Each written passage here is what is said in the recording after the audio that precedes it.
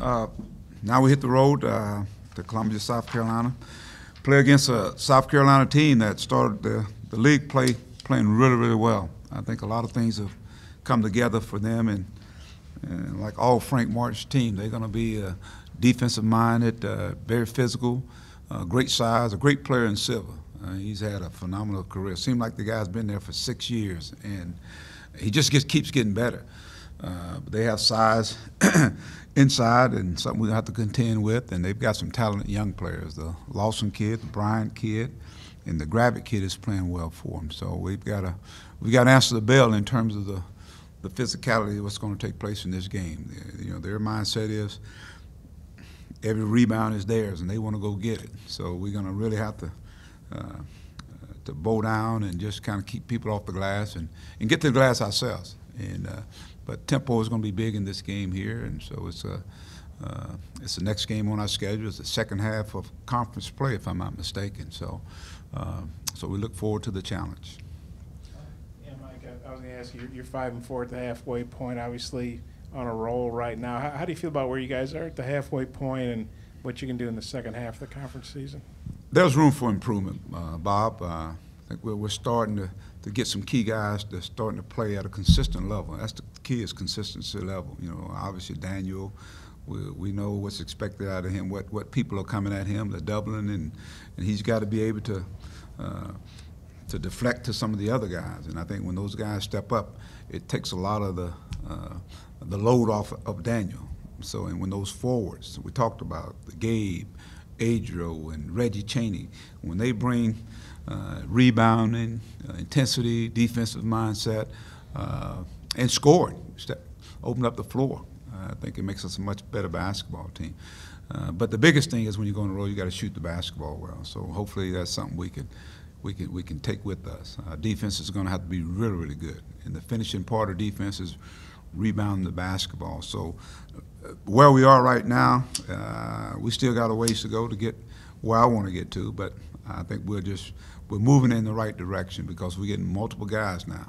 You know, Keyshawn has started giving us some quality minutes. Gabe is giving us quality minutes coming off. Desi, Reggie Chaney. So our bench is starting to impact this team, and along with the guys that are starting off. And so getting off to a good start is going to be a big key in this game. Really, from the Missouri game on, what's made the difference in your defense kind of playing to the potential you thought they would at the season? I just think we're getting after people. I think we've been disruptive again. I think our pressure, our help side, and help side to me is a game that exemplifies that is the Vanderbilt game. You know, I don't think our defense was as disruptive as it could have been, but I think we took like 6 or 7 charges. And so that means our line of defense is there. You know, there are games where we block shots, but we're active. We're touching balls. We're deflecting passes. And so I think our guys are more in sync defensively. They're talking, communicating. And that defense is leading to some offense. And then I think on the offensive end, I think we're executing a lot better. We're doing a good job of really, starting inside out, getting the ball to Daniel on time, and when the double comes, he's swinging the basketball, moving the ball. So just seems like things are starting to get a little bit more in sync. How much of that's just time, where they've had the time to play together and practice together? Yeah, that's that time of the year when a lot of things start coming together, defensively and offensively. Mike, I don't know how much you pay attention to this stuff. You guys have hit a 3 in 999 straight games, so that means the next one would be 1,000. Only a handful of teams have done that. Just what do you think about that? I guess we've had people that can make threes, I guess. That many, like I said, you know more about that than I do. But obviously, since the three-point line has come into effect, a lot of teams are taking advantage of it. So that just means we've had some people that, I guess at some point in time, it's been in jeopardy, I know at times, because we've had a team where I think we may have made one like in the last 5 minutes of a game or something like that. So, but it's just something you'd write about, I think. But it is significant, though. I think it is. And you've been on the bench for more of those games than anybody between being an assistant and a head coach. Is that kind of cool to think about? Like I said, we've had some guys who can put it in the hole, and we've got, and I think we got some more guys who can put it in the hole. So let's hope we can, knock on wood, keep it going. Mike, kind Kind of in that same vein, how impressive is it to see Isaiah, I guess, kind of so close to breaking the freshman record for threes in a season with still more than a month to play? Well, just good to see him start to, feeling a lot better. He was real puny there for a while there, and I just thought, before he even got sick, I thought he was playing with that pop in his step again, and that's what we're seeing. His confidence really just soaring, and that's important for our basketball team. He's a really good player and got a chance to be a real special player. I think, everybody talks about his shooting, but if you look at defensively, he's done a lot of good things for us defensively as well. Coach, you mentioned early on that controlling tempo is going to be a big key in this game. How do you go about doing that on the road? Well, we got to make sure that, our defense has got to keep them off the board. That's one thing. And then when we score, we got to I don't want to be predictable with our defense, whether we're in a matchup man, full court, half court. I don't want to be predictable. And so I think we're getting to a point now where we can do that. We can play multiple defenses and hopefully be effective with it. But offensively, we want to get the game up and down the floor. I think that favors us and make South Carolina get to their bench. But at the same time, if we don't have anything, we got to be able to execute. I think that's the biggest key, is that being able to execute and just find a way to hang around and hang around. You got to shoot the ball well. You got to rebound. You got to not turn the ball over. That's one of the things I'm looking at, because they're a good defensive team. They get up in the lanes on you, and so it's going to test our guys. This is another test for our basketball team.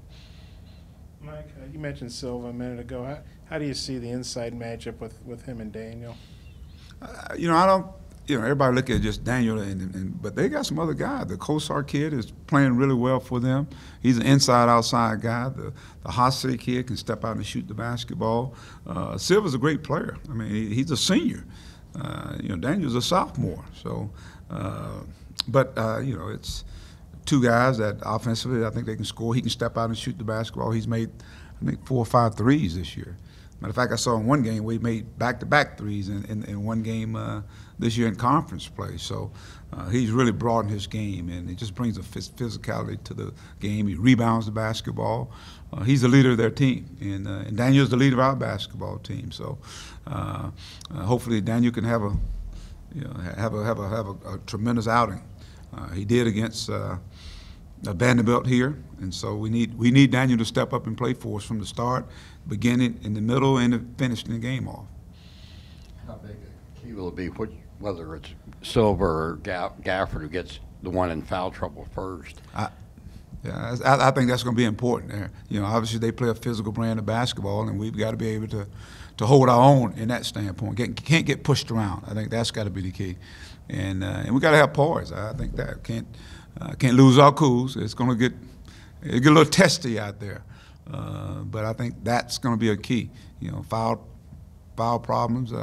The thing for us especially, I think is big for him, and even for Silva.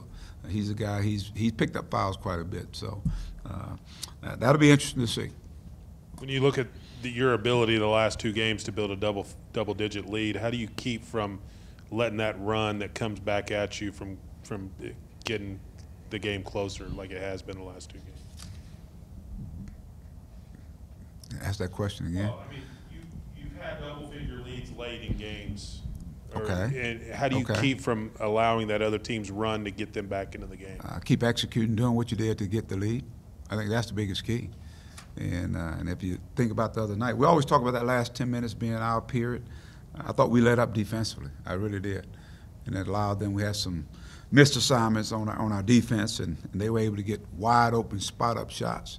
And before you know it, now that game's become a game. And that's the game becomes a little closer. And it went back and forth. But I think the key is being able to keep doing what you're doing to get that lead. That means you got to come out and execute. You got to be able to make stops and build on momentum. I don't think we take advantage of the momentum all the time, and that's a sign of an inexperienced team. So to answer your questions, we got to learn that other part of, when you get a lead, increase that lead. You got to be able to put the pedal down to the metal, and that's a learning curve. That's a learning curve.